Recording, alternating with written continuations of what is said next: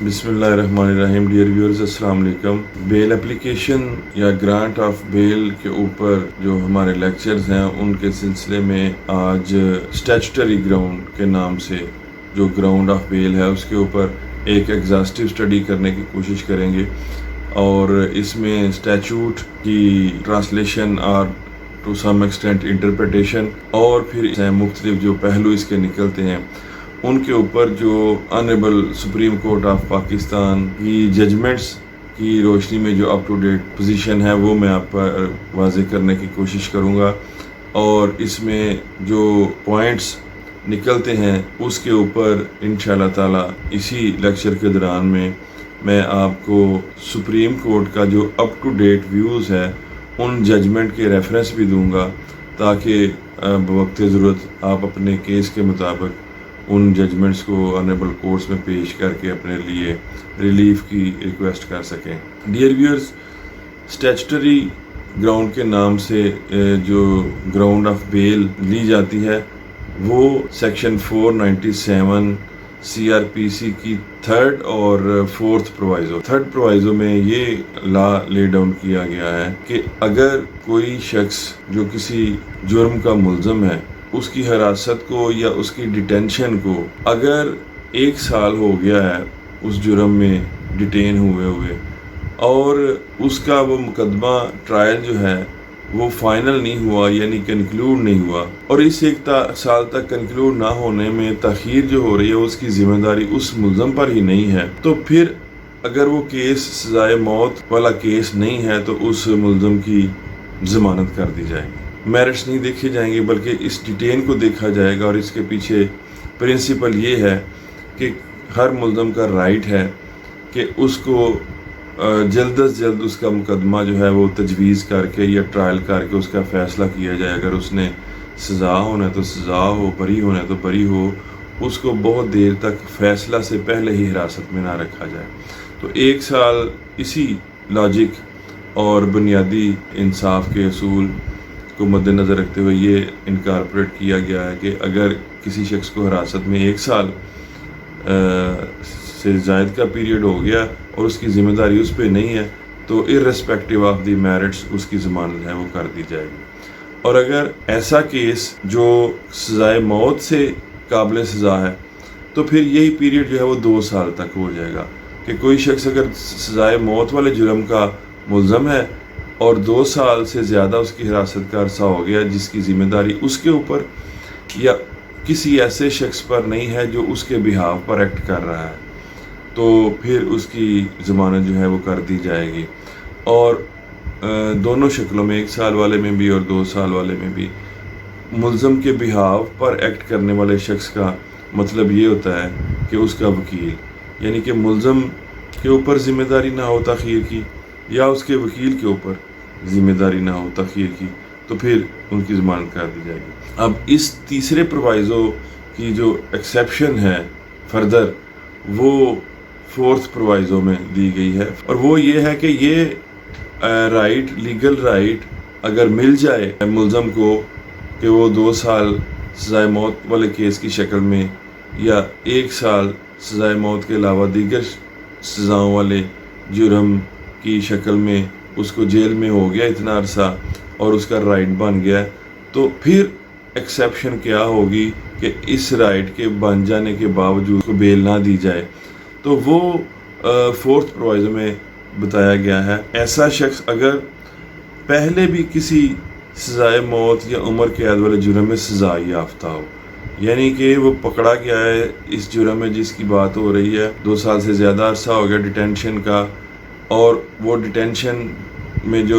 رہا ہے اور ٹرائل کی تاخیر ہے وہ اس کے ذمہ داری بھی نہیں بنتی، اس نے کوئی تاخیری حربہ نہیں کیا، لیکن پھر بھی اگر وہ ایسا شخص ہے کہ جو پہلے بھی سزائے موت یا عمر قید کی سزا اس کو ہو چکی ہے، تو پھر اس 2 سال ہونے یا 1 سال ہونے کے باوجود اس کو ضمانت نہیں دی جائے گی. دوسری 4تھ پرووائزو کے تحت ایکسیپشن وہ یہ ہے کہ وہ ہارڈنڈ، ڈیسپریٹ یا ڈینجرس کرمنل ہو، اس کو ضمانت نہیں دی جائے گی. تیسری جو ہے وہ یہ ہے کہ وہ ایسے ایکٹ آف ٹیررزم کا ملزم ہو جس کی سزائے موت یا عمر قید ہو سکتی. اب ڈیئر ویورز، اس کی تھوڑی سی وضاحت جو ہے وہ سیکنڈ پرووائزو کی اسی سٹیج پہ کر لیتے ہیں کہ ایکسیپشنز میں 3 چیزیں انہوں نے دی ہیں. پہلی یہ ہے کہ قبل ازیں سزائے موت یا عمر قید اس کو ہو چکی ہو. اس کے لیے کوئی تشریح کی ضرورت نہیں ہے، یہ ریکارڈ کی بات ہے. اگر اس کو 2 سال ڈیٹینشن میں ہو بھی گئے ہیں، استغاثہ پیش کرتا ہے یہ ثبوت کہ وہ قبل ازیں سزائے موت یا عمر قید اس کو ہوئی تھی، تو اس کے بعد مزید کسی چیز کی ضرورت نہیں ہے. تیسرے ایکسیپشن کی پہلے بات کرتے ہیں اس وقت. پہلے تو یہ کہ وہ سزا یافتہ ہو. تیسرے میں وہ کہتے ہیں وہ کہ صرف ایکیوزڈ ہی ہو، ایکیوزڈ ہو ایسے ایکٹ آف ٹیررزم کا جس کی سزائے موت یا عمر قید ہو سکتی ہے. یعنی کہ اس کا مطلب یہ ہوا کہ تھرڈ پرووائزو جو ہے وہ پریکٹیکلی omit ہو گیا، پریکٹیکلی موجود نہیں رہا ایسے ملزمان کے لیے جو اینٹی ٹیررزم ایکٹ کے تحت یا کسی ایسے ایکٹ کے تحت جس میں ٹیررزم کو ڈیفائن کیا گیا ہے اور وہ ایکٹ آف ٹیررزم کے صرف ملزم بھی ہیں. ایک شخص کہتا ہے جا کے آنریبل کورٹ سے کہ جی مجھے 2 سال سے زیادہ کا عرصہ ہو گیا ہے، میں جیل میں ہوں، میرا ٹرائل کنکلوڈ نہیں ہوا، میرا فیصلہ کیا جائے اس ضمانت کا ایز پر section 497 criminal procedure code proviso 3. تو اس کے لیے یہ کافی ہوگا اس کے پراسیکیوشن کو یہ کہہ دینا یا کورٹ کا یہ ہولڈ کر دینا کہ بھئی آپ ایسے جرم کے ملزم ہو جو ایکٹ آف ٹیررزم ہے اور اس کی سزا موت یا عمر قید تک ہو سکتی ہے، اس لیے یہ پرووائزو تمہیں اویلیبل نہیں ہے. تیسرا ہے ہارڈ اینڈ ڈیسپریٹ اور ڈینجرس کرمنل. اس میں ڈیئر ویورز تھوڑی سی گزارش کروں گا کہ میں نے اس میں تھارو دیکھا ہے بہت زیادہ ججمنٹس آنریبل کورٹس کی، اور ایک ریسنٹ ججمنٹ جو ہے جس کا میں ابھی تھوڑی دیر میں ریفرنس بھی دوں گا، اس میں بھی الیبوریٹ کیا گیا ہے کافی اسٹیچوری گراؤنڈ کو. اور اس حوالے سے جو سیکنڈ نمبر پہ آتا ہے 4th پرووائزو میں کہ اگر ملزم ہارڈ اینڈ ڈیسپریٹ اور ڈینجرس کرمنل ہو تو اس کو ضمانت دی جائے گی. یہ ہارڈ اینڈ ڈیسپریٹ اور ڈینجرس کرمنل کون شخص ہے یہ کیسے ڈیٹرمن ہوگا؟ تو جو سپریم کورٹ کی ریسنٹ ججمنٹس ہیں اس میں آنریبل سپریم کورٹ نے یہ کہا، پرنسپل آف انٹرپریٹیشن یہ ہے کہ جو الفاظ جن کی تشریح ہم کر رہے ہیں اس کے سیاق و سباق میں دیکھنا چاہیے. اس سے پہلے بھی اور بعد میں بھی جو الفاظ استعمال ہوئے ہیں ان کو دیکھا جائے وہ کیا الفاظ ہیں، پھر اس کے مطابق اس کو میننگ دیے جائیں جس کی تشریح مقصود ہے. تو اب اس کیس میں کہتے ہیں جی سپریم کورٹ نے آنریبل سپریم کورٹ نے کہا کہ جی پہلے انہوں نے کہا کہ جی سزائے موت یا عمر قید والے جرم میں سزا یافتہ ہو. تیسرے نمبر پہ انہوں نے کہا ہے کہ ایکٹ آف ٹیررزم کا ملزم ہو تو پھر اس کو سزا نہیں دی جائے گی. تو ان دونوں ایکسیپشنز کے درمیان میں جو ایکسیپشنز ہیں نا، ہارڈ اینڈ ڈیسپریٹ اور ڈینجرس کرمنل، تو اس کو بھی اتنا ہی گریو یا سنگین ہونا چاہیے جتنے کہ سنگین جرائم کا ذکر 4th پرووائزو کی میں جو ایکسیپشن 1 دی گئی ہے یا ایکٹ آف ٹیررزم وہ بھی عمر قید یا سزائے موت والے کا ملزم ہو. تو اتنی جو سنگین ہو کسی کے خلاف تو وہ پھر ڈیسپریٹ ڈینجرس یا ہارڈ اینڈ کرمنل جو ہے وہ ہولڈ کیا جا سکے گا. یہ آنریبل سپریم کورٹ نے کہہ دیا. بہت زیادہ کوشش کے باوجود مجھے یہ نہیں کہیں پہ ملا interpretation neither in any judgment of the high court nor of the apex court یعنی سپریم کورٹ. یہ بالکل درست آنریبل سپریم کورٹ نے کیا ہے، اسی طرح انٹرپریٹیشن کا رول ہوتا ہے. لیکن میں نے جو اس میں غور کیا ہے وہ لفظ ہے کرمنل. میں کبھی بھی یہ تصور نہیں کر سکتا کہ قانون یا اسٹیچوٹ اتنی بڑی غلطی کرے گا لینگویج میں کہ کسی ایسے شخص کو کرمنل لکھے گا جس کے خلاف کوئی جرم ثابت نہیں ہو سکا. یعنی کہ اگر اسٹیچوٹ نے لکھا ہے کہ ہارڈ اینڈ ڈیسپریٹ اور ڈینجرس کرمنل وہ ہوگا تو یہ پرووائزو کا اس کو سہولت اویلیبل نہیں ہوگی اور لفظ اس شخص کے لیے استعمال ہوا ہے کرمنل. تو کرمنل اسٹیچوٹ کسی ایسے شخص کے لیے استعمال نہیں کرے گا جو کہ سزا یافتہ نہ ہو، کیونکہ یہی قانون، یہی کرمنل لا یہ کہتا ہے کہ کوئی بھی شخص اس وقت تک انوسینٹ ہے جب تک کوئی کمپیٹنٹ کورٹ اس کو کسی جرم میں سزا نہ دے دے. تو اگر اس کیس کا ملزم جو یہ کلیم کر رہا ہے کہ مجھے ضمانت پر رہا کیا جائے کیونکہ مجھے 1 سال، اگر وہ کیس ایسا ہے جس میں سزائے موت نہیں ہے، یا 2 سال اگر کیس وہ ایسا ہے جس میں سزائے موت ہے، حراست میں مجھے 2 سال یا 1 سال ہو گیا ہے، اب مجھے اس تیسرے پروائزو کے تحت بیل دی جائے، تو کورٹ یہ کہ اس نے ریفیوز کرنی ہے اور بیل، تو جب تک وہ سزا یافتہ نہ ہوگا پہلے سے کورٹ کیسے کہہ سکتی ہے کہ ہی از ہارڈنڈ، ڈیسپریٹ اور ڈینجرس کرمنل. وہ صرف ایسی شکل میں ہی کہہ سکتی ہے کہ وہ پہلے سے سزا یافتہ ہو. یہ آنریبل سپریم کورٹ یا ہائی کورٹ میں تشریح نہیں کی گئی. اس میں اختیار اور فالو کرنے والی بات تو آنریبل سپریم کورٹ کی ہے. یہ ایٹ اے پراپر سٹیج اگر مجھے موقع ملا تو میں اس پہ ریکویسٹ کروں گا ادھر، تو یا جب نظر آنریبل سپریم کورٹ کی پڑتی ہے تو وہ حکم اس میں صادر فرمائیں گے. اچھا، یہ جو میں نے کہا کہ میں ابھی بتاتا ہوں ندیم سیمسن ورسز اسٹیٹ جو کیس ہے PLD 2022 سپریم کورٹ 112، اور شکیل شاہ والا کیس 2022 SCMR 1، اس میں بھی دوبارہ بتاؤں گا. اس میں آنریبل سپریم کورٹ نے کہا کہ جی پہلے نمبر پہ سزائے موت یا عمر قید کا ہونا اور دوسرے نمبر پہ ایکٹ آف ٹیررزم کا ملزم ہونا، یہ کہا ہے تو سیاق و سباق سے دیکھنے سے مراد کہ پہلے بھی سزائے موت اور عمر قید کی بات کی گئی، ہر بعد میں بھی یہ کی گئی ہے، لیکن سپریم کورٹ سے یہ بات اگنور ہوئی ہے. دو بونافائیڈی یہ ہوتا ہے ہمیشہ آنریبل کورٹ سے. آنریبل ایپیکس کورٹ یہ بات اگنور کر گئے یا ہو گئی کہ یہ جو تیسرے نمبر والی ایکسیپشن ہے نا کہ وہ ایکٹ آف ٹیررزم کا ملزم ہو یا جس کی سزا سزائے موت ہو، یہ اوریجنلی اس اسٹیچوٹ میں موجود نہیں تھا، یہ بعد میں ایڈ ہوا. تو اس حوالے سے بھی یہ صرف اس میں جو مجھے سینس نظر آتی ہے وہ یہ ہے کہ اگر وہ پہلی اور تیسری میں یہ بات بیان کی گئی ہے کہ وہ سزائے موت یا عمر قید کا ملزم ہو، اور درمیان میں اگر dangerous, desperate, hard and criminal کا ذکر کیا گیا تو اس کا سزا یافتہ ہونا ضروری ہے. لیکن عمر قید یا سزائے موت والے میں ایک دفعہ ہی اگر وہ سزا ہوا ہے تو پھر وہ اس کی راہ میں رکاوٹ بن جائے گی بیل میں. لیکن اگر وہ دوسرے جرائم جو کم سزا والے ہیں، سزائے موت یا عمر قید والے، وہ بھی ریپیٹ کرتا ہے، بار بار اس کو سزا ہوتی ہے، وہ کرائم کرتا ہے، سزا ہوتا ہے، لیکن اگرچہ سزائے موت یا عمر قید بھی نہیں ہے تو پھر یہ اس کی ایکسیپشن سمجھی جائے گی. تو ڈیئر ویورز، ہم یہ دیکھتے ہیں کہ 2 سٹیپ اس کے ہوتے ہیں. پہلا سٹیپ یہ کہ اگر کی تاخیر جو ہے ٹرائل کی وہ ملزم کے کھاتے میں نہیں ہے تو پھر 4th پرووائزو آئے گا. اگر تاخیر ہی ملزم کے کھاتے میں ہے تو پھر 4th پرووائزو کی ضرورت نہیں ہوتی. اب ہم دیکھتے ہیں کہ مختلف قسم کی جو صورت حالات آتی ہیں کہ کیا کیا کنسیڈریشنز ہوں گی، کن کن بنا پہ دیکھا جائے گا، کس وجہ والی تاخیر جو ہے وہ ملزم کے کھاتے میں تصور کی جائے گی، کون سے سٹیپ کی تاخیر جو ہے وہ naturally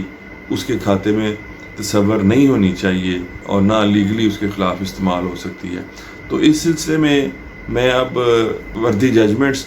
of the honourable superior courts میں بتاتا ہوں. سب سے پہلا ہم یہ لیتے ہیں کہ چارج فریم ہونے سے پہلے کی کوئی بھی تاخیر ملزم کے خلاف استعمال نہیں ہو سکتی، اور اس بنا پر یہ نہیں کہا جا سکتا کہ تاخیر کا ذمہ دار ملزم ہے اگر وہ تاخیر چارج فریم ہونے سے پہلے ہو چکی ہے. اور اس کے لیے جو کیسز ہیں وہ ہیں 2020 SCMR 1225، Ali Akbar versus state 2020 SCMR 458، اور 2018 Pakistan criminal law journal note 1977 یہ لاہور ہائی کورٹ کی 302/34 کی ججمنٹ ہے. پھر 2017 MLD 1357 یہ محمد اجاز خان ورسز اسٹیٹ، یہ بھی لاہور ہائی کورٹ کی ججمنٹ، جس میں فرد جرم لگنے سے پہلے کی تاخیر کے بارے میں کہا گیا کہ جی ایسی کوئی تاخیر ملزم کے کھاتے میں نہیں ڈالی جائے گی اور ملزم جو ہے وہ ضمانت کا حقدار ہوگا. ان سارے کیسوں میں اس بنا پر ضمانت جو ہے وہ دی گئی. اب دیکھیے دوسری نمبر پہ ہے کہ اگر مقدمہ کے ٹرائل میں کوئی تاخیر اس بنا پر ہو کہ ملزم اپنا کوئی قانونی حق استعمال کرنے کے لیے درخواست دے رہا تھا اور اس درخواست کی انکوائری میں تاخیر ہو گئی اور مقدمہ جو ہے وہ لیٹ ہوا، تو بھی یہ تاخیر جو اس نے اپنا قانونی حق استعمال کرنے کے لیے کی اس کیس کی تجویز اور کنکلوژن میں، وہ بھی ملزم کے خلاف استعمال نہیں ہو سکے گی. اور اس کے بارے میں یہ کہا جائے گا کہ وہ اب جو اس نے اپنا لیگل رائٹ لینے میں ٹائم صرف ہوا ہے وہ اس نے لینا ہی تھا، وہ اس کے ڈس ایڈوانٹیج میں یا اس کے خلاف استعمال نہیں ہو سکتا. اور اس کے بارے میں دیکھیں گے PLD 2020 supreme court 356 Salim Khan versus state, یہ 302 اور 394 تعزیرات پاکستان کا کیس تھا. اس میں ملزم جو ہے وہ نابالغ تھا. پولیس نے چلان سے پہلے یہ انکوائری نہیں کی. جب کورٹ میں کیس آ گیا اس نے اپلیکیشن دی کہ مجھے جووینائل ڈکلیئر کیا جائے، نابالغ ڈکلیئر کیا جائے، اور جووینلٹی اور نابالغ کے لیے جووینائل جسٹس سسٹم آرڈیننس یا جو جووینائل جسٹس سسٹم ایکٹ ہے اس کے مطابق کیس چلایا جائے. تو اس میں ٹائم صرف ہوا، لیکن یہ کہا گیا کہ اس نے یہ اپنی لیگل رائٹ لینے کے لیے کیا، یہ اس کے خلاف نہیں استعمال کیا جا سکتا. اور اس کو پھر کوڈ آف کرمنل پروسیجر میں اسٹیچوٹری گراؤنڈ پر جو ہے بیل گرانٹ کی گئی. نیکسٹ جو ہے ڈیئر ویورز، ملزم جو رائٹ کلیم کر رہا ہے کہ مجھے اس اسٹیچوٹری گراؤنڈ کے اوپر بیل دی جائے، قانون نے یا عدالت نے دیکھنا ہے کہ کیا جو تاخیر مقدمے میں ہوئی ہے وہ اس ملزم کی وجہ سے ہوئی ہے. اگر اسی کی وجہ سے ہوئی ہوگی تو پھر یہ رائٹ روکا جا سکے گا اسے. لیکن اگر کسی دوسرے ملزم اسی مقدمہ میں، جس کو کو ایکیوز یا ہمراہی ملزم کہتے ہیں، اس بنا پر اگر مقدمہ میں تاخیر ہوئی ہے تو وہ بہانہ بنا کے کہ جی اس کے ہمراہی ملزم نے تاخیر کی ہے، اس شخص کی جو ہے وہ ضمانت جو ہے وہ روکی نہیں جا سکے گی. بلکہ صرف یہ آنریبل کورٹس میں ڈیسیژنز پہلے ہوئے. استغاثہ کی طرف سے یہ آرگو کیا گیا کہ جناب یہ اس کا قریبی رشتہ دار ہے ہمراہی ملزم، یہ مفرور رہا ہے، اس کی وجہ سے اس کی بھی ضمانت نہیں ہونی چاہیے. یہ اس کا سگا بھائی ہے، اس نے تاخیر کی ہے تو اس کی ضمانت بھی ہونی چاہیے. کورٹس نے ریفیوز بھی کی. لیکن الٹیمیٹلی پھر یہ انٹرپریٹ کیا گیا کہ جس شخص کو 2 سال سے زیادہ کا عرصہ اندر ہو گیا ہے جیل میں، حراست میں، اگر اس نے تاخیر کی ہے تو اس تاخیر کو اس کے خلاف استعمال کیا جائے گا. اس کے کسی ہمراہی ملزم کی گئی تاخیر اس کے خلاف استعمال نہیں ہوگی. اور ایسا قرار دیا گیا 2015 SCMR 1696، یہ محمد افضل بٹ ورسز اسٹیٹ، یہ 302/34 PPC کا کیس تھا، اس میں ایسا قرار دیا گیا. اب نیکسٹ جو سامنے آتی ہیں صورتحال، ان میں سے ایک یہ ہے کہ 2 سال پورے ہونے تک کی جو تاخیر ہے وہ ملزم کے کھاتے میں نہیں ہونی چاہیے. اگر 2 سال مکمل ہو گئے اس کی کسٹڈی کو تو پھر اس کا رائٹ اسٹیچوٹری گراؤنڈ پر بیل حاصل کرنے کا اکرو ہو گیا ہے. اور اکرو ہونے کے بعد کی کسی تاخیر کا اگر اس کی ذمہ داری ہے بھی تو وہ نہیں کی جا سکے گی اس کے خلاف استعمال، کیونکہ اس کو پہلے سے رائٹ اکرو ہو چکا ہے. اور ایسا قرار دیا گیا ہے 2020 SCMR 1 Shakeel Shah versus state, PLD 2022 supreme court 112 Nadeem Simpson versus state. پہلے والی جو سائٹیشن ہے وہ ہے 2022 SCMR 1 Shakeel Shah versus state. اب ایک بڑا ڈیلیکیٹ پوائنٹ ڈیئر ویورز انہی دونوں ججمنٹس میں more specifically PLD 2022 supreme court 122 میں کیا گیا ہے. انہوں نے کہا کہ ملزم اگر کچھ تاریخیں لیتا بھی ہے، اگر فرض کریں ڈیٹ تھی جس میں کوئی کارروائی کے لیے کیس مقرر نہیں تھا، صرف حاضری کے لیے مقرر تھا تو ملزم نے لے بھی لیا ڈیٹ تو کوئی بات نہیں، اس کو یہ نہیں کہا جائے گا کہ اس نے تاخیر کی ہے۔ ہاں اگر کیس شہادت کے لیے فکس تھا یا فرجرم لگنے کے لیے فکس تھا، اس کی ایک ارادتاً کوشش نظر آتی ہے کہ وہ اس نے گواہ آئے ہوئے ہیں اور اس نے جان بوجھ کے جرا نہیں کی یا اپنے وکیل صاحب سے نہیں کروائی تاکہ مقدمے میں تاخیر ہو سکے یا گواہ جو ہے وہ پریشان ہوں اور کیس لنگران ہوتا رہے۔ تو یہ پتہ لگنا چاہیے کہ یہ دانستہ ایک تاخیر ہے، تو پھر اس کو جو ہے وہ ملزم کے خلاف استعمال کیا جائے گا۔ اور اگر ویسے کسی کارروائی کے بغیر کہ کورٹ نے اس کو رکھا ہوا ہے کہ جی ان کو پتہ کہ میں نے اس دن ہونا تو دوسرے کیسز میں بزی ہے، لیکن ویسے ہی اس کی تاریخ ساتھ رکھ لی ہوئی ہے صرف اٹینڈنس وغیرہ کے لیے، تو ایسی شکل میں اگر کوئی تاریخیں لی بھی ہیں وہ تو ملزم کے خلاف استعمال نہیں ہوں گی۔ تو ڈیئر ویورز، میں امید کرتا ہوں کہ اسٹیچوٹری گراؤنڈ جو کرمنل پروسیجر کوڈ کے سیکشن 497 کے پرووائزو 3 اور 4 کے تحت جو ہے وہ کلیم کی جاتی ہے یا گرانٹ کی جاتی ہے، اس کے بارے میں بہت حد تک ایک ایگزاسٹو نالج آپ کو اس سے ملا ہوگا۔ ان کے بارے میں اگر کوئی سوالات ہوں تو وہ کمنٹس میں لکھیے، تو اس کے جواب دینے کی میں کوشش کروں گا۔ اگلے لیکچرز میں انشاءاللہ تعالی گراؤنڈز آف بیل میں سے کسی دیگر گراؤنڈز پر اسی طرح کی ایگزاسٹو اسٹڈی اور آنریبل سپریم کورٹ اور ہائی کورٹس کے حوالہ جات کے ساتھ ان کی تشریح کے ساتھ حاضر ہوں گے۔ اپنا خیال رکھیے۔ اللہ حافظ۔